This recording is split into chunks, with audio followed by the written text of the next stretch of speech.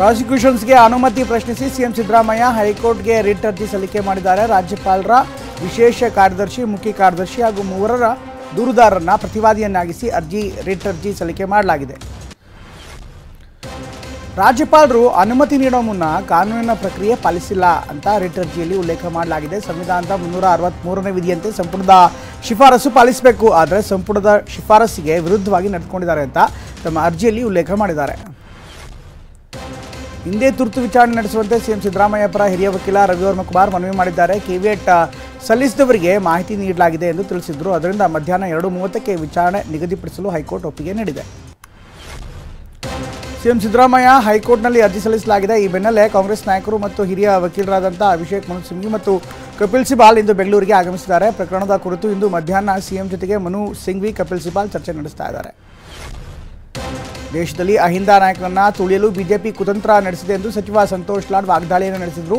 ಹುಬ್ಬಳ್ಳಿಯಲ್ಲಿ ಮಾತನಾಡಿದಂಥ ಅವರು electoral bond ಹಗರಣದಲ್ಲಿ ಮೋದಿ ಅವರು ರಾಜೀನಾಮೆ ನೀಡಿದ್ರಾ ಅಂತ ಪ್ರಶ್ನೆ ಮಾಡಿದ್ದಾರೆ. ಸಿಎಂ ಸಿದ್ದರಾಮಯ್ಯ ವಿರುದ್ಧ ಪ್ರಾಸಿಕ್ಯೂಷನ್ಸ್ಗೆ ಅನುಮತಿ ನೀಡೋದಕ್ಕೆ ಬಾಗಲಕೋಟೆ ಕಾರ್ಯಕರ್ತರು ಪ್ರತಿಭಟನೆಯನ್ನು ನಡೆಸಿದರು. ಬಾಗಲಕೋಟೆ ತಾಲೂಕಿನ ಬೇವೂರು ಗ್ರಾಮದ ಬಸ್ ನಿಲ್ದಾಣದ ಎದುರು ಟೈರ್ಗೆ ಬೆಂಕಿ ಹಾಕಿ ಆಕ್ರೋಶವನ್ನು ವ್ಯಕ್ತಪಡಿಸಿದರು. ರಾಜ್ಯಪಾಲರು ಹಾಗೂ ಬಿಜೆಪಿ ವಿರುದ್ಧ ಘೋಷಣೆ ಕೂಗಿದರು. ವಿರೋಧ ಪಕ್ಷ ಇರುವ ಕಡೆಗೆ ಬಿಜೆಪಿಯ ರಾಜ್ಯಪಾಲರ ಮೂಲಕ ಸಂಘರ್ಷ ನಡೆಸ್ತಾ ಇದೆ ಎಂದು ಸಚಿವ ಶಿವಾನಂದ ಪಾಟೀಲ್ ವಾಗ್ದಾಳಿಯನ್ನು ನಡೆಸಿದರು. ಹುಬ್ಬಳ್ಳಿಯಲ್ಲಿ ಮಾತನಾಡಿದಂಥ ಅವರು ರಾಜ್ಯಪಾಲರ ಹುದ್ದೆಗೆ ಮೊದಲಿನಂತೆ ಇದ್ದಂಥ ಘನತೆ ಇಲ್ಲ ಅಂತ ಆರೋಪ ಮಾಡಿದ್ದಾರೆ. ಸಿಎಂ ವಿರುದ್ಧ ಪ್ರಾಸಿಕ್ಯೂಷನ್ಸ್ಗೆ ಅನುಮತಿ ವಿರೋಧಿಸಿ ಚಿತ್ರದುರ್ಗದಲ್ಲಿ ಕಾಂಗ್ರೆಸ್ ಪ್ರತಿಭಟನೆ ನಡೆಸಿದೆ. ಅಯ್ಯನಹಳ್ಳಿ ಗ್ರಾಮದ ಬಳಿ ಹೆದ್ದಾರಿಯಲ್ಲಿ ಟೈರ್ಗೆ ಬೆಂಕಿ ಹಚ್ಚಿ ಆಕ್ರೋಶವನ್ನು ವ್ಯಕ್ತಪಡಿಸಲಾಯಿತು. ಶೋಷಿತ ಸಮುದಾಯಗಳ ಒಕ್ಕೂಟದ ಸದಸ್ಯರು ಗೋ ಬ್ಯಾಕ್ ಗವರ್ನರ್ ಅಂತ ಘೋಷಣೆ ಕೂಗಿದರು.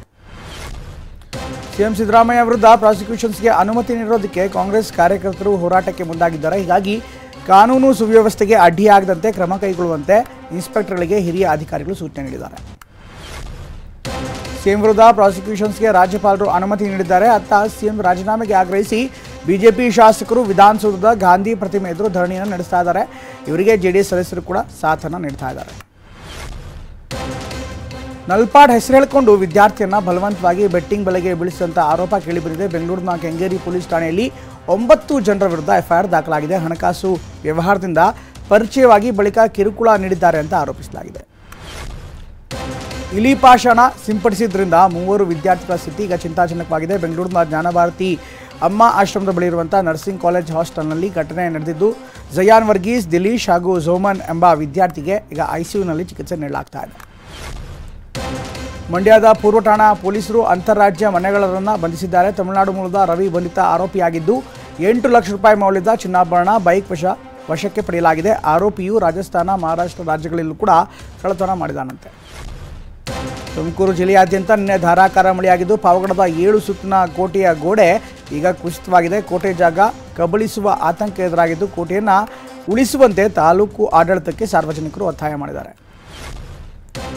ಹಾಸನ ಜಿಲ್ಲೆಯ ಮಲೆನಾಡು ಭಾಗದಲ್ಲಿ ಕಾಡಾನೆಗಳ ದಾಂಧಲೆ ಮಿತಿಮೀರ್ತಾ ಇದೆ. ಸಕಲೇಶಪುರ ತಾಲೂಕಿನ ಮರ್ಜಹಳ್ಳಿಯಲ್ಲಿ ನಾಟಿ ಮಾಡಿದ್ದ ಭತ್ತದ ಗದ್ದೆ, ಸೋಲಾರ್ ಪ್ಲೇಟ್ಗಳನ್ನು ಗಜಪಡೆ ನಾಶ ಮಾಡಿದೆ. ನಷ್ಟಕ್ಕೆ ಸೂಕ್ತ ಪರಿಹಾರ ನೀಡುವಂತೆ ರೈತರು ಆಗ್ರಹಿಸಿದ್ದಾರೆ.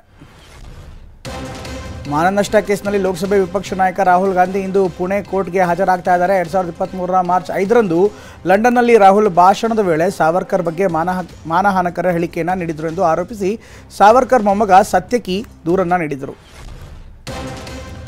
ವೈದ್ಯೆಯ ಮೇಲೆ ಅತ್ಯಾಚಾರ ಎಸಗಿ ಕೊಂದ ಪೈಶಾಚಿಕ ಕೃತ್ಯದ ವಿರುದ್ಧ ಕೋಲ್ಕತ್ತಾದಲ್ಲಿ ವಿದ್ಯಾರ್ಥಿಗಳು ಪ್ರತಿಭಟನೆಯನ್ನು ಮುಂದುವರಿಸಿದರು. ಘಟನೆ ನಡೆದಿದ್ದಂಥ ಕೋಲ್ಕತ್ತಾದ ಆರ್ಜಿಕರ್ ಆಸ್ಪತ್ರೆಯಲ್ಲಿ ವಿದ್ಯಾರ್ಥಿಗಳು ಸತ್ಯಾಗ್ರಹವನ್ನು ಮುಂದುವರಿಸಿದ್ದಾರೆ. ಕೋಲ್ಕತ್ತಾದಲ್ಲಿ ನಡೆದಿದ್ದಂಥ ವೈದ್ಯೆ ಮೇಲೆ ಅತ್ಯಾಚಾರ ಪ್ರಕರಣಕ್ಕೆ ಸಂಬಂಧಪಟ್ಟಂತೆ ಇದೀಗ ಮರಣೋತ್ತರ ಪರೀಕ್ಷೆ ವರದಿ ಬಹಿರಂಗಗೊಂಡಿದೆ. ಆಕೆಯ ದೇಹದಲ್ಲಿ 14 ಗಾಯದ ಗುರುತುಗಳಿದ್ದವು. ಅವೆಲ್ಲವೂ ಕೂಡ ಆಕೆ ಸಾಯುವ ಮುನ್ನವೇ ಮಾಡಲಾಗಿತ್ತು ಅಂತ ವರದಿಯಲ್ಲಿ ಹೇಳಲಾಗಿದೆ. ವೈದ್ಯಕೀಯ ವಿದ್ಯಾರ್ಥಿನಿ ಅತ್ಯಾಚಾರ ಮತ್ತು ಕೊಲೆ ಪ್ರಕರಣವನ್ನು ಸುಪ್ರೀಂ ಕೋರ್ಟ್ ಗಂಭೀರವಾಗಿ ಪರಿಗಣಿಸಿದ್ದು ಸುಮೋಟೋ ಕೇಸ್ ದಾಖಲಿಸಿಕೊಂಡಿದೆ. ನಾಳೆ ಪ್ರಕರಣಕ್ಕೆ ಸಂಬಂಧಿಸಿ ಸುಪ್ರೀಂ ಕೋರ್ಟ್ನಲ್ಲಿ ವಿಚಾರಣೆ ನಡೆಸಲಾಗುತ್ತೆ. ಮುಖ್ಯ ನ್ಯಾಯಮೂರ್ತಿ DY ಚಂದ್ರಚೂಡ್ರನ್ನ ಒಳಗೊಂಡ ತ್ರಿಸದಸ್ಯ ಪೀಠ ವಿಚಾರಣೆ ನಡೆಸುತ್ತೆ.